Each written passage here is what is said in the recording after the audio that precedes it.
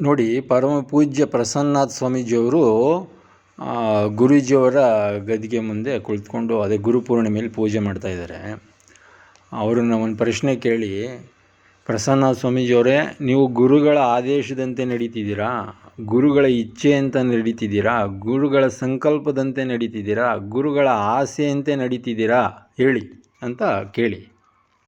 ಹೋಗಲಿ, ಅವನಿಗೆ ಪ್ರಸನ್ನಾಥ ಸ್ವಾಮೀಜಿಯವರು ಭಾಳ ಒಳ್ಳೆಯವರು ಅಂತಲೇ ಇಟ್ಕೊಳ್ಳೋಣ. ಈಗ ನಾವು ಮಾತಾಡ್ತಾ ಇದ್ದೀವಿ ಶ್ರೀ ವಿದ್ಯಾಧರನಾಥ ಸ್ವಾಮೀಜಿಯವರು. ನಾವು ಫೋನ್ ಮಾಡ್ತಾಯಿದ್ದೀವಿ, ಫೋನ್ ರಿಸೀವ್ ಮಾಡ್ತಾಯಿಲ್ಲ, ನಮ್ಮ ಹತ್ರ ಮಾತೂ ಕೂಡ ಆಡ್ತಾಯಿಲ್ಲ. ಅಂದರೆ ಪ್ರಸನ್ನಾಥ ಸ್ವಾಮೀಜಿಯವ್ರು ನಮ್ಮನ್ನೇನು ಲೆಕ್ಕಕ್ಕೆ ಇಟ್ಕೊಂಡಿಲ್ಲ. ನಾವಾಗಿದ್ರೆ ಪ್ರಸನ್ನಾಥ ಸ್ವಾಮೀಜಿಯವ್ರು ನಾವ್ಯಾಕೆ ಲೆಕ್ಕಕ್ಕೆ ಇಟ್ಕೊಳ್ಳೋಣ? ಅವ್ರಿಗೆ ಹೇಳಿ, ಈ ಥರ ಗುರುಗಳ ಗದ್ಗೆ ಮುಂದೆ ಕೂತ್ಕೊಂಡು ಫೋಸ್ ಕೊಡೋದನ್ನೆಲ್ಲ ಬಿಟ್ಬಿಡಿ, ಮೊದಲು ಆತ್ಮಪೂರ್ವಕವಾಗಿ ಕೆಲಸ ಮಾಡೋದು ಕಲೀರಿ, ಬದುಕೋದು ಕಲೀರಿ ಅಂತ.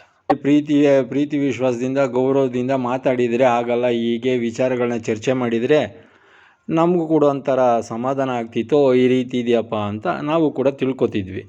ಇವರು ನಮ್ಮನ್ನ ಇವರೇನೋ ಸ್ವಂತದ್ದೇ ಅನ್ನೋ ರೀತಿಯಲ್ಲಿ ಗೂಂಡಾಗಿರಿ ಥರ ವರ್ತನೆಗಳು ನಡೀತಾ ಇದ್ದಾವೆ ಇವ್ರುಗಳ್ದು. ಇವರು ಈಗ ಫೇಸ್ಬುಕ್ಕಲ್ಲೆಲ್ಲ ಇದರಲ್ಲೆಲ್ಲ ಅದೇ ವಾಟ್ಸಪ್ಪಲ್ಲೆಲ್ಲ ಅದೇ ಫೋಟೋ. ಈಗ ಆ ಫೋಟೋನು ನಾವು ನೋಡ್ಕೊಂಡು ಇದು ಪೆಕ್ಕರ್ಗಳನ್ನಂಗೆ ಕಣ್ ಬಿಟ್ಕೊಂಡು ನೋಡಬೇಕು. ಅಲ್ಲಿಗೆ ಏನೋ ಜನ ಈಗ ನಾವು ಏನೂ ಮಾತಾಡ್ದಿರೋದೇ ಎಷ್ಟು ವರ್ಷ ತಪ್ಪು.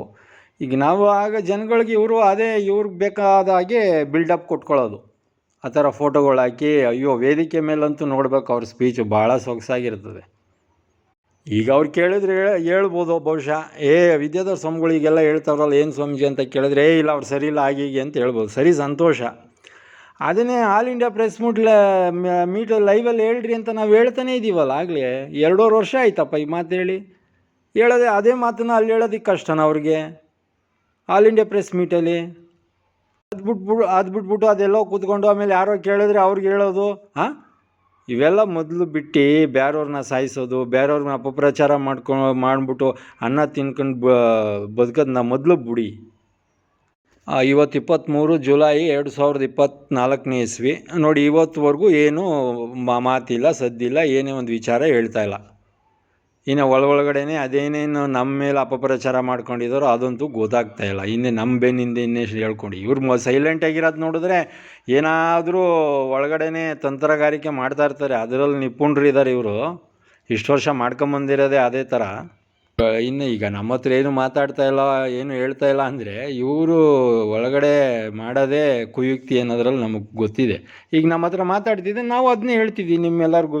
ಇಲ್ಲಪ್ಪ, ಈ ರೀತಿ ನಮ್ಮ ಹತ್ರ ಚರ್ಚೆ ಮಾಡಿದ್ರು, ಈ ಥರ ವಿಷಯ ತಿಳಿಸಿದ್ರು ಅಂತ ನಾವು ಹೇಳ್ತಿದ್ವಿ.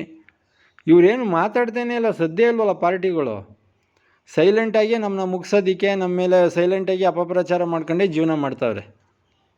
ನಾವು ಮಾತಾಡ್ತಾ ಇರೋದು ಶ್ರೀ ವಿದ್ಯಾಧರನಾಥ ಸ್ವಾಮೀಜಿಯವರು ಅಂತೇಳಿ, ಶ್ರೀ ಆದಿಚುಂಚನಗಿರಿ ಮಹಾಸಂಸ್ಥಾನ ಮಠ.